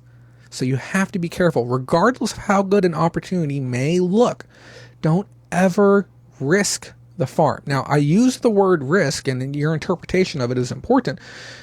Certain people are going to look at certain things as being more risky than others. And I try and avoid things like saying, oh yeah, it's going to be a surefire. I'm guaranteed I'm going to make this money. I'm going to be printing the money. It's going to happen for sure. We don't know this. With the product that I bought, could the market fall out from under it? 100%. Okay. Could there be local factors that could affect things? Yeah. Hurricanes, flooding, all kinds of things can affect my current situation that are outside of my control and outside of my work ethic and outside of my ability, outside of the help that I could even get. Never risk the farm. And your definition of the farm is going to be different than my definition of the farm. But just within your realm, are we still talking about the Remington? Maybe it's real. Who knows? But don't risk the farm on an investment, on a buy, on anything, because it's not going to be worth it. And all it takes is one really bad buy to completely collapse your business. So when we talk about things that you can do to mitigate risk, there's certain things such as pre-selling, pre-advertising, reducing your path to a return on investment, possibly buy half of the inventory, okay, or a quarter of the inventory, and tell them you'll come back for more if you do well on the first quarter. Mitigate your risk. Don't risk the farm. That's what I wanted to talk about. But we are going to be doing a very, very flushed out video on this, including that topic, realizing your time. For me, my goal with this buy that I'm doing is to average $100 an hour, including customer contact time, from the time that I bought the inventory till the time that all the inventory is gone. If I can average $100 an hour and I can make my $5,000, I expect to invest 50 hours into this. I've currently got 25 labor hours invested personally. So if I can get through another 25 hours and I can double up my money, I'll be very pleased. If I get to 25 hours and I've only made half my money back, I'll still be pleased with a $50 per hour average. And this is what I'm talking about. This is why I say I could be doing literally anything else and making more money, but I'm here for you guys. And I cannot stress that enough. The channel comes first. All the time. Every single day. I will sacrifice my plans to make sure that I put out quality content for you. Guys, this is all the news that we have for today. We're going to start our slight bit of a wind down right now. Last week, I don't know if you remember, we talked about not worrying about things that don't need worrying. Okay? And about how worry and all of that can negatively impact your life and your well-being. And I talked about removing the worry, and I talked about forgiving people from your past because it's a healthy thing to do. Let go of that anger, let go of that resentment, and just forgive a person, regardless. There's people right now, there's people I had beef with 20 minutes before I went on air, half hour before I went on air. I forgive those people. Okay? The people who have made content that can damage people's stores, I forgive those people because I'm not going to carry and harbor that negativity. This week, guys, what are we talking about this week? Don't let your fear of getting something done be the reason that you don't get it done. Guys, fear is normal. Fear is healthy. Doubt is normal. Doubt is exceptionally healthy. There's no such thing as a person who, for the first time ever, walks up to bat and gets ready to swing that ball and, in front of a stadium with 15 or 20,000 people who doesn't feel a bit of self-doubt. Okay, all of us know the feeling the first time we walk into an auction house and we've maybe never done an auction before. Maybe our first time going to a storage auction, bidding on units. We've never done that before. we've had that fear. And sometimes that fear and that self-doubt is the thing that keeps us from getting out the door to even try it. Sometimes that fear and self-doubt is what keeps us from making really good buys within our industry, or not being willing to pull the trigger on a buy so that we can maximize on the things that we've learned along the way to be able to do those things. One of the best buys I ever made was buying out a video game store in New York. I spent $12,000. My return on investment was over 80 grand, and I still have inventory remaining today. It was a fantastic buy.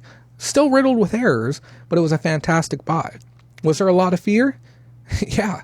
That's a lot of money to spend at one time. I don't care how much money you have, how much money you make, how much money you have in savings, means nothing. $12,000 is still always going to be $12,000. But I didn't let that fear or that self-doubt or that concern be something that kept me from doing something that was good for me. But always respect the fear, always respect the doubt, because it's healthy. If you are overconfident and you believe you are capable of doing anything and you are indestructible and nothing will ever stop you, that lack of hubris, that lack of discipline can lead to your downfall. When none of us are invincible, I'm not invincible, okay? Anything can happen to any of us, but don't live a life of fear. Living a life of fear is not living a life at all, okay? So that's what I just kind of wanted to leave you on, was that notion that, take a little more risk. And I know some of you have thought about picking up a camera and recording videos and you want to share your voice and share your message with other people. Just do it. I remember the day that I started, I was full of fear. I was horrified. I remember the day that I was getting ready to do my first YouTube interview with Corey Barlow, and he was going to be on my channel. And it's before we understood all the tech end of things and how Skype worked and how OBS worked and doing a live production. I was so afraid that something wasn't going to work. I was afraid I was going to make an ass of myself. I was afraid that I was going to make an ass of Corey. And he was watching as the show was getting ready to go. And I was taking these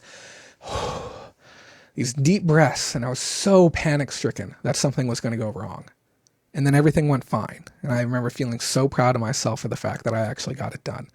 And now I sit down, and that fear is completely gone. And I don't worry. And I come down, and I click some buttons, and I look at my notes, and I realize that my preparation is the thing that calms me. And, some nights before bed, I still sit there, and I think to myself, I'm like, should I really be doing this? Am I the guy that should be presenting the Reseller news? And then I realize how fortunate I am that I do have the opportunity to, and that I have great people who value the information that I put out there. You guys are the reasons why I feel good enough to keep doing this, so thank you for that. Guys, this has been a fantastic show. We covered a lot of valuable information tonight, and I would truly appreciate it if you click that like button, okay? And if you haven't done so yet, do me a fat solid. Subscribe to our channel. First time I've asked today, and I don't like asking often. I shouldn't have to, but it would really mean a lot to me if you did. Let's see if we have any new subscribers. We have Rusty Town Treasures as a new subscriber tonight. Thank you for joining us. Also, a big thank you to our newest patron, Anne-Marie, and a big thank you to our other newest patron, Michelle. And one last thank you to our admins, Richard, Pam, and Mindy, for assisting in the show tonight. Been a fantastic one. Guys, if you have any last questions, I'll go ahead and take them. We'll go ahead and play a little bit of chill music while we wait. See if we can get some tunes going. And yeah. I hope you guys have a wonderful sales weekend. If you have any suggestions for future shows, anything like that, don't be afraid to let me know. If you want to appear in our outro, again, as always, sign up on the Patreon. Looks like we don't have any questions this evening, so I'll go ahead and be wrapping up. We don't even need this music right now. Guys, it's been a fantastic one. This has been the Sunday Reseller Roundup for September 22nd, 2019. Remember, if you don't make that money, someone else will. Have a good night.